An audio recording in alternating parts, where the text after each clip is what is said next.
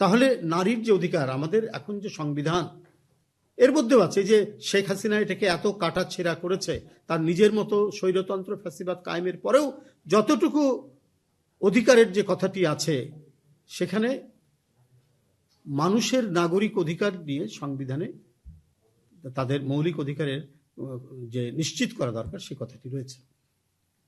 তাহলে কি সেটি থাকবে না আপনারা ক্ষমতায় আসলে? বা আমরা এই অধিকারগুলো আরো বাড়ানোর জন্য নারী পুরুষ ভেদে প্রত্যেকেরই মানুষের তাদের অধিকার আরো নিশ্চিত করার জন্য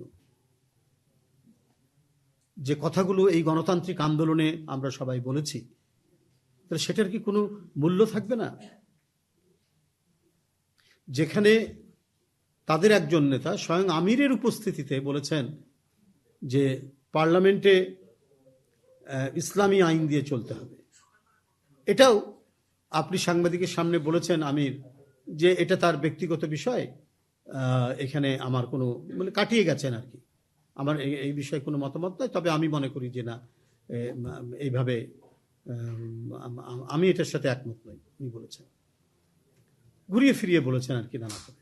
কথাটা দাঁড়ায় এরকম যে আমি এই ব্যাপারে এখনো একমত নয়, তো আপনার উপস্থিতিতে বলেছেন।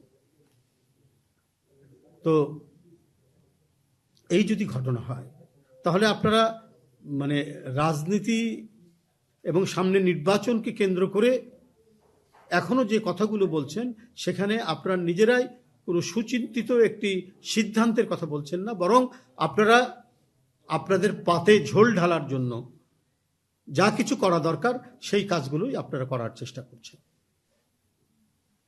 এখানে সুস্পষ্টভাবে নারীর যে অধিকার নিশ্চিত করা সেটাও কিন্তু ওই ইন্টারভিউতেও বেরিয়ে আসেনি, কারণ জামাতের কোনো নারী সেই সংগঠনের প্রধান হতে পারবেন না, এটা অবশ্য আমির খুব সুস্পষ্টভাবে বলেছেন।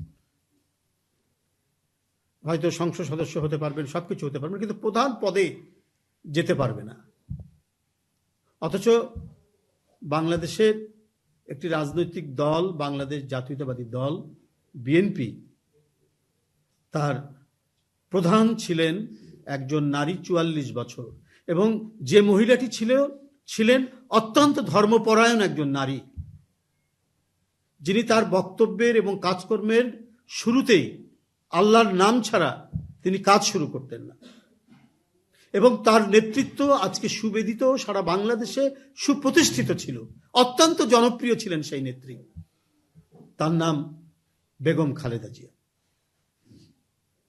তার নেতৃত্বে এদেশের জনগণ, কোটি কোটি জনগণ বিএনপিকে বারবার ক্ষমতায় নিয়ে এসেছে, সমর্থন জানিয়েছে।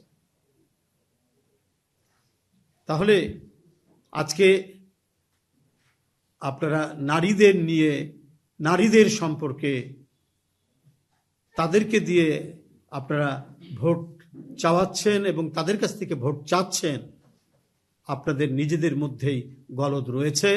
আপনারা যদি কোনোভাবেই আপনাদের হাতে যদি ক্ষমতা আসে, এদেশে সবচাইতে বেশি বিপন্ন হবে নারীরা, তার কিছু প্রমাণ রয়েছে।